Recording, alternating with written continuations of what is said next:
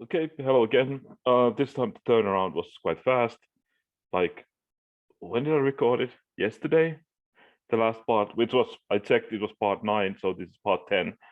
And this time we are talking about blue uncommons.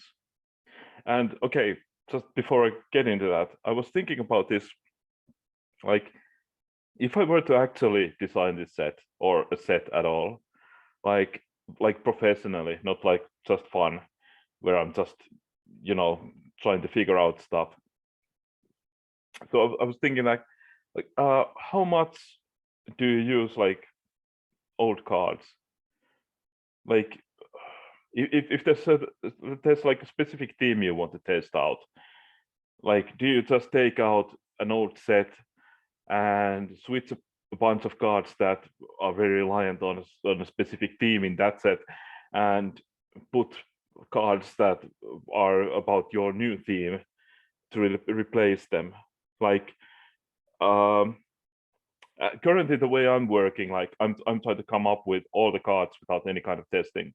This seems like kind of absurd from like if I was doing this professionally. Um,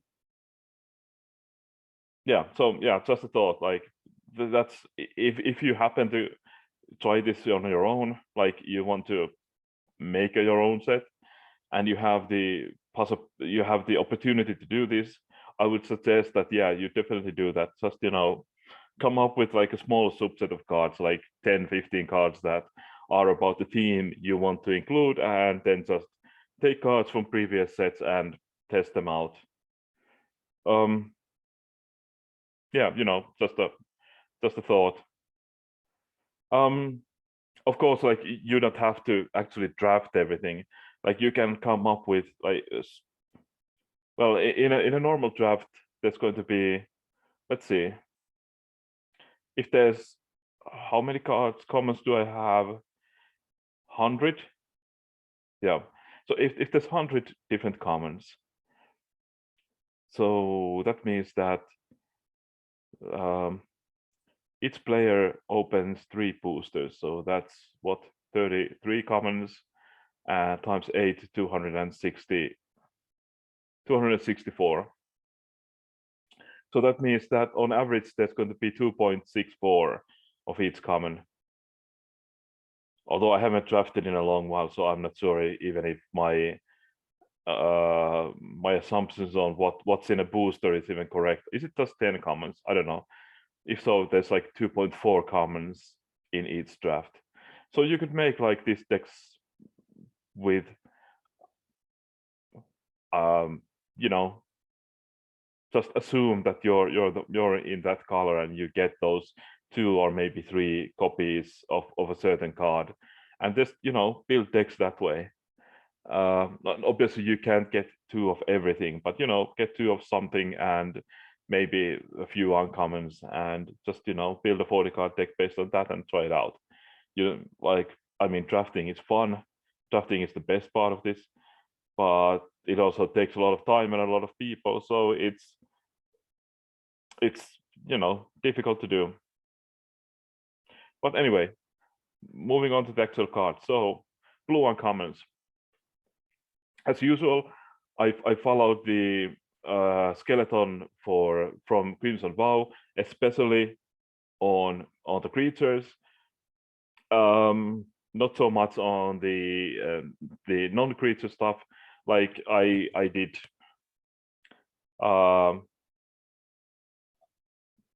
like, okay, I wanted to have 2 different kinds of one like hard counter spell and one softer counter spell, just like in Crimson Vow at uncommon. And I wanted to have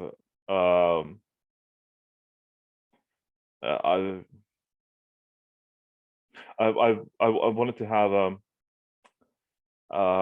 like a weird card advantage engine and stuff like that. Do I have a card advantage engine here? Yeah. Okay. Yeah, I added thirst for learning. But anyway, so let's start with the commons. So like in white, I decided I want to have one uncommon uncommon legendary creature for each color. And here I was kind of lazy. Kind of. Well, actually, I was lazy.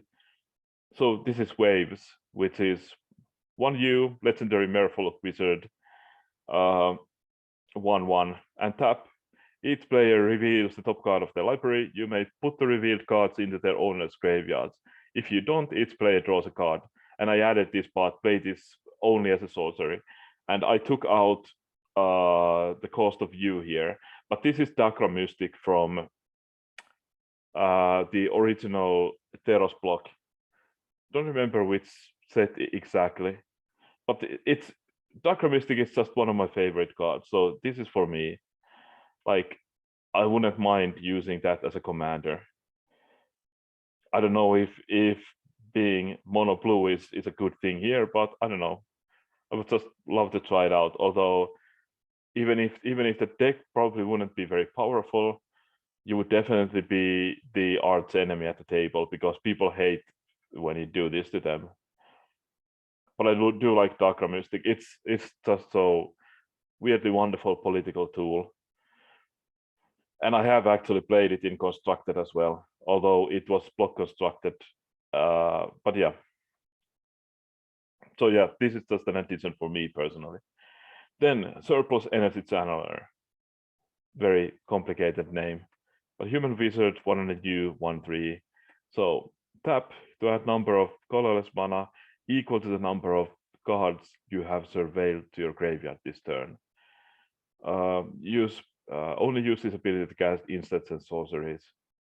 I guess that should be use this mana.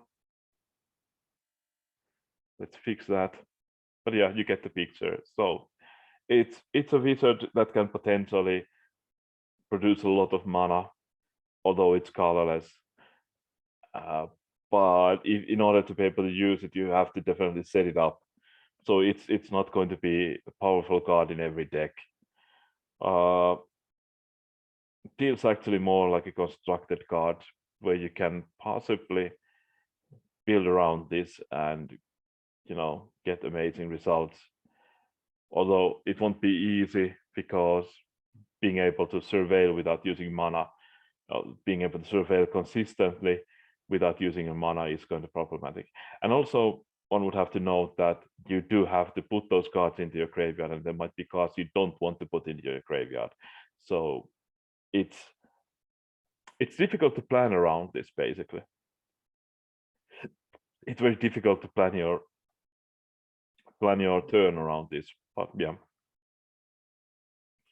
Still, I find this interesting idea. Probably would cut this in the end and maybe put it in a, I don't know, it should be, probably belongs more into like a commander deck or something. Anyway, Mischievous Stranger, Fairy Rogue, 1/U, 1/2, flying prowess, and for a blue, it gets +1, -1 until end of turn. So this is largely based on a creature from the second Ravnica block. I think it's called Metropolis something. Metropolis Bright. Is that correct? Yes, Metropolis Bright. Yeah, I'm checking this on the other screen, and it wasn't Ravnica. It just feels like a Ravnica card, but it's from M20. Might be a Ravnica card, you never know. Oh, actually, it was originally from Great Grass. It was reprinted in M20, but I digress. So this is like a more powerful version of that. It was a common, and this is upped into an uncommon, and the difference being the prowess. Otherwise, it's the same card. I didn't think about this, but even the creature types match. Well, I knew Metropolis Sprite was a fairy, like the name implies, but wasn't sure it was a rogue, but apparently it is. Then Advanced Spotter. I think this is tautological. It's basically saying the same thing twice. So yeah, but anyway, there's a lot of cards you'd have to fix the name for. So Naga Scout, 2/U, 2/3. Whenever an opponent casts an instant or sorcery, you may surveil 1. I think you should just have it surveil 1 because it's basically taking one step away from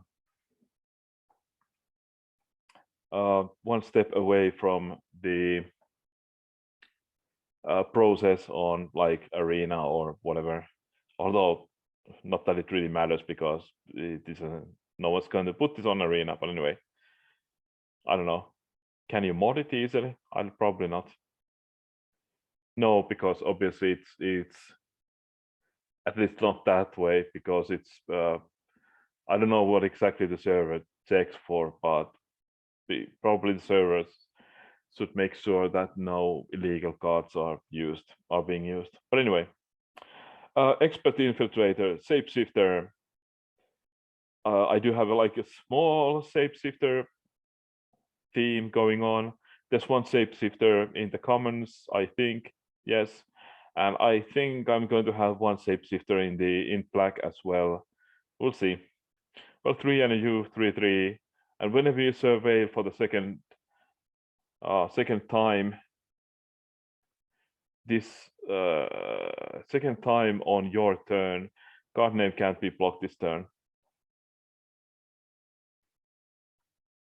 Let's change this. So card name can't be blocked this turn if you have surveilled twice this turn. Can't be blocked. Yeah, that sounds better. No triggers needed, which makes it easier, like from the point of view of, again, arena. And there's no point for there being a trigger. Okay, then hatchery owner, human wizard, 3 and a U, 1/5. And whenever you surveil, create a 0/1 blue bird egg token creature. And whenever you cast an instant or sorcery, exile all bird egg tokens you control, and create that many 1/1 bluebird creature tokens with flying. Like, you know, has eggs and those eggs becomes birds. Is this too much work? Probably. But I don't know. I found it funny. And it's at least it's less powerful than like Whispering, what was it called? Whispering Wizard there, which is a 3/2 for, yeah, it's for 4 mana and creates like 1/1 flying spirit for each instant or sorcery you cast. Well, although also you can surveil with a lot of different things. So yeah, I don't know. Should this be egg collector? Maybe. Yeah.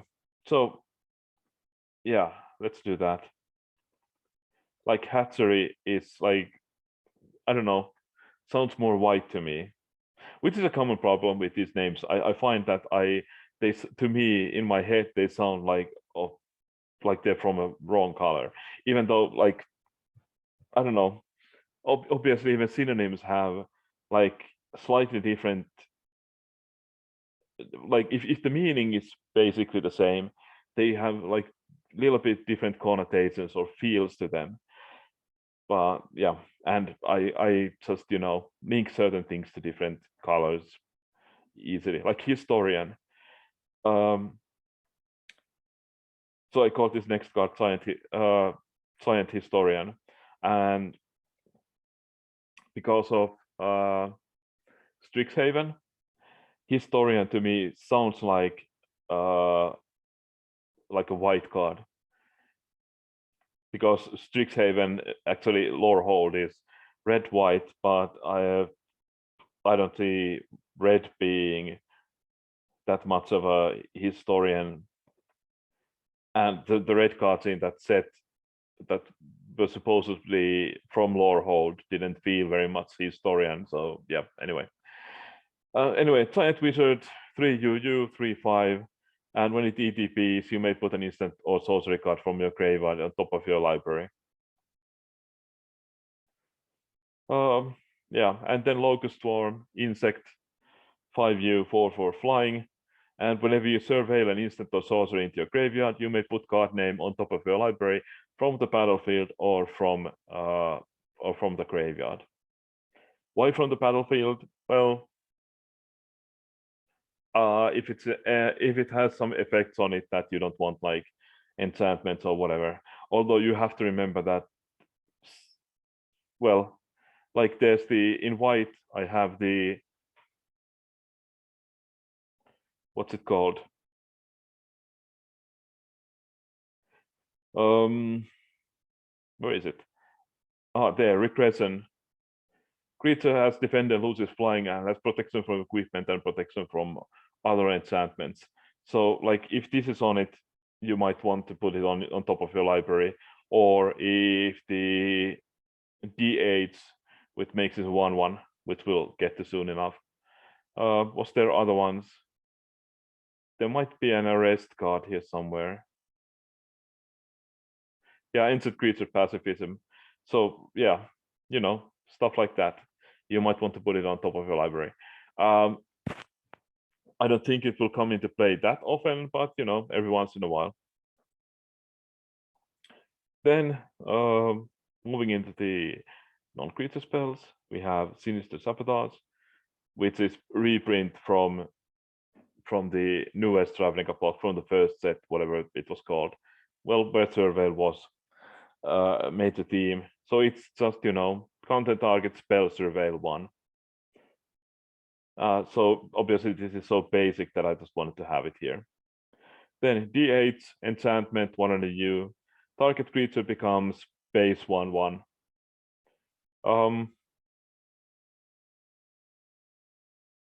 Yeah, there's a 1/1 theme, so I did want to put it, did want to make it a 1/1 instead of like 0/1, which is the common one in blue, or just drop its power to 0 or whatever. But there might be situations where you want to make your creature 1/1, so that's why I did that. But it's also quite cheap, so yeah. So it's cheaper than similar blue removers in general, so that's why I wanted to have like limited usage as creature removal. And I mean, it's base 1/1, so if it has any modifications, as they are called in the new Kamikawa, then it's still going to be powerful. And then, okay, research note, artifact 1/U, and whenever an instant or sorcery is put into your graveyard from anywhere, put a study counter on card name, and then 1/U, Surveil 2, and another ability, 1/U, sacrifice card name, remove 3 study counters from it, return an instant or sorcery card to your hand from your graveyard. So, yeah.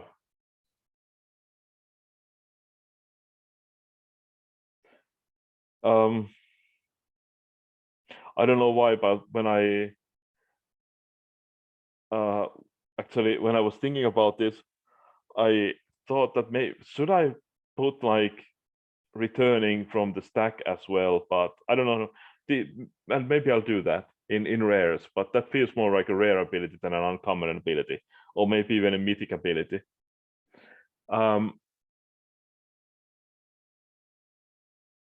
Yeah.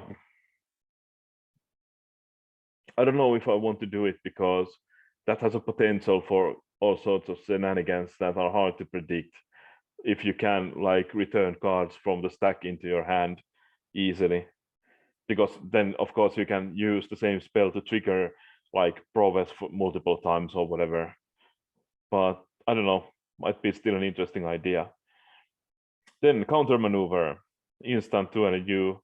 So counter target spell unless controller pays 3. This spell costs 1 less to cast if you control a scout and 1 less to cast if you control a rogue. So many ways close to Geist Light Snare, which was the inspiration for this. In that case, the text is basically the same, but it checks for spirits and enchantments. not these specific creature types.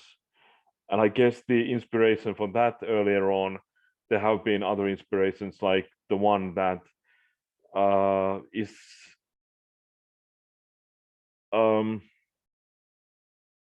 the amount of mana is generally 1 you have to pay, but it's 4 if you control a flying creature. And then there was the one from Ixalan, which cost 3 normally, but it cost 1 less mana if you control a pirate, and the amount of mana opponent needs to pay was 4.